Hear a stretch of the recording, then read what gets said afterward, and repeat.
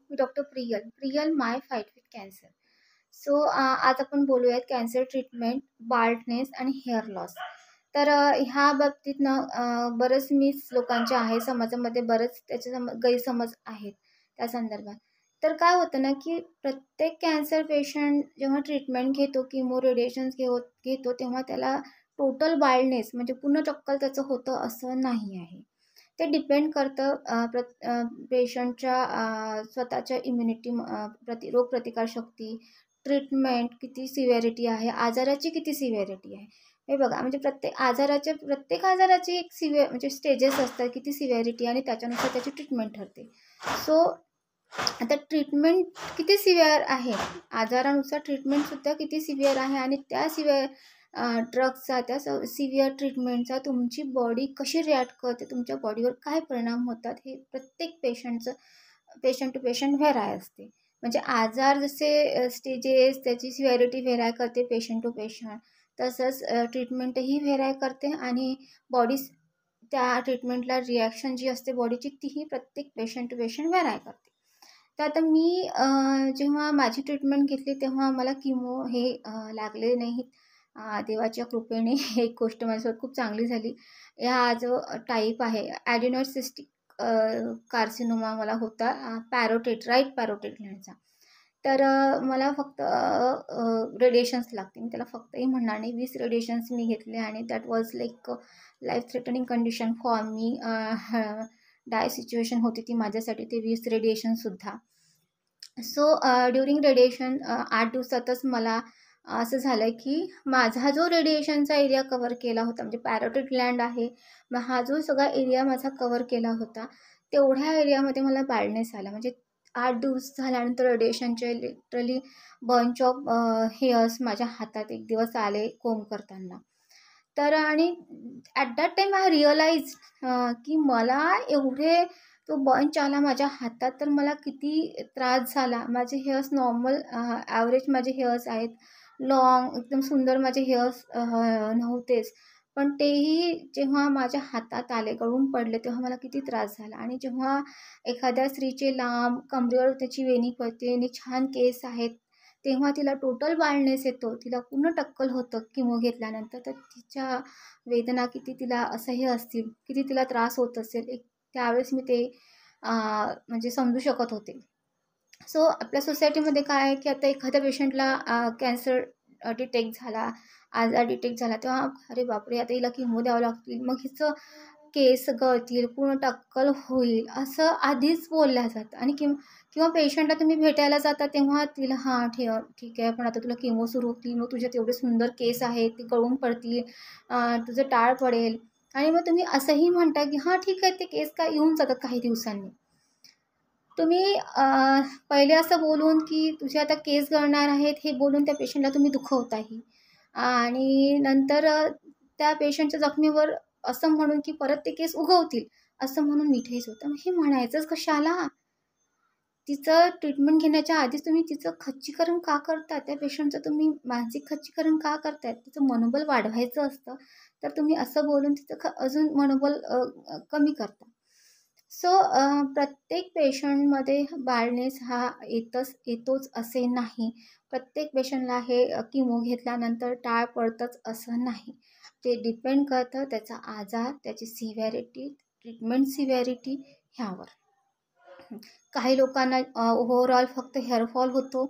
काही लोकांचं पूर्ण किमो घेतानाच पहिल्या किमोतच हेअर लॉस व्हायला लागतो आणि ते ॲलोपेशिया प्रॉपर पेशंटमध्ये होतो.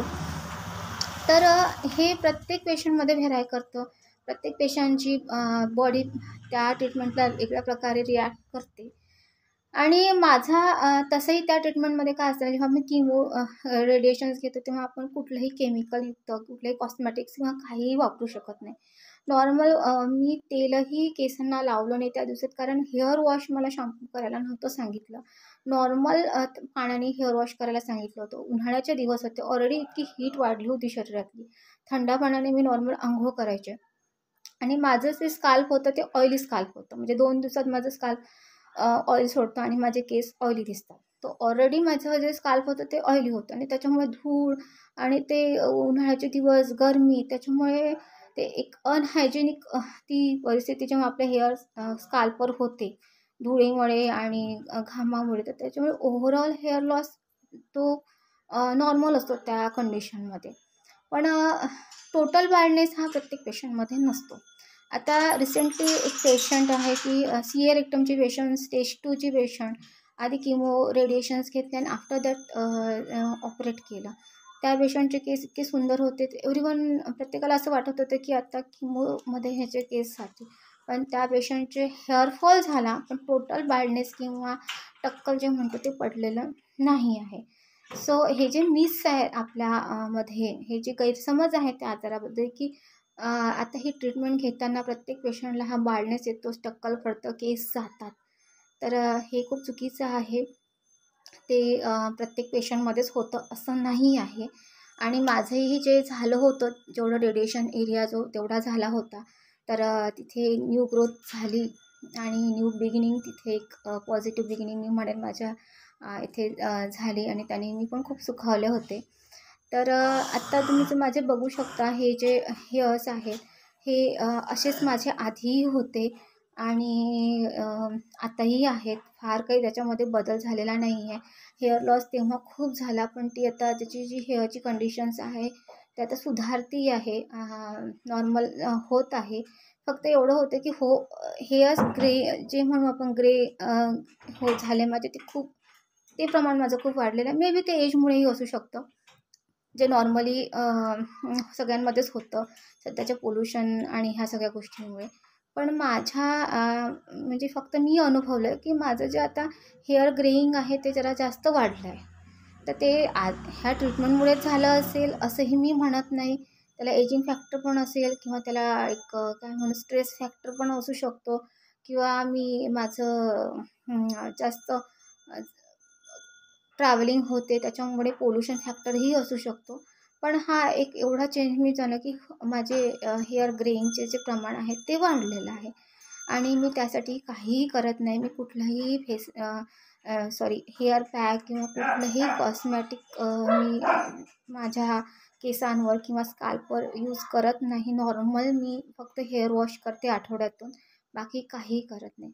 सो हे जे आहे आता मी जे सांगितलं, ह्या सगळं तुमच्या आजूबाजूलाही कोणी पेशंट असतील तर त्यांनाही सांगा की त्यांचंही मनोबल त्याने वाढेल की तुमचे केस जातीलच असे नाही. तर सो आधीच तुम्ही असं गृहीत धरू नका की आता माझी ट्रीटमेंट होती आहे आणि माझे आता मी चांगले हेअर्स आता मी गमावणार आहे. एक स्त्रीसाठी ते खूप दुःखद असतं आणि चांगले हेअर्स गमावणं आणि ते काही काळासाठी आपली सुंदरता मी म्हणेल, कारण केस हे प्रत्येक स्त्रीची एक सुंदरता असते, लांब केस असणं आणि छान केस असणं बॉडीवर. तर प्लीज हे जे मिथ्स आहेत ते टाळा आणि आपल्या आजूबाजूलाही सांगा. Thank you so much.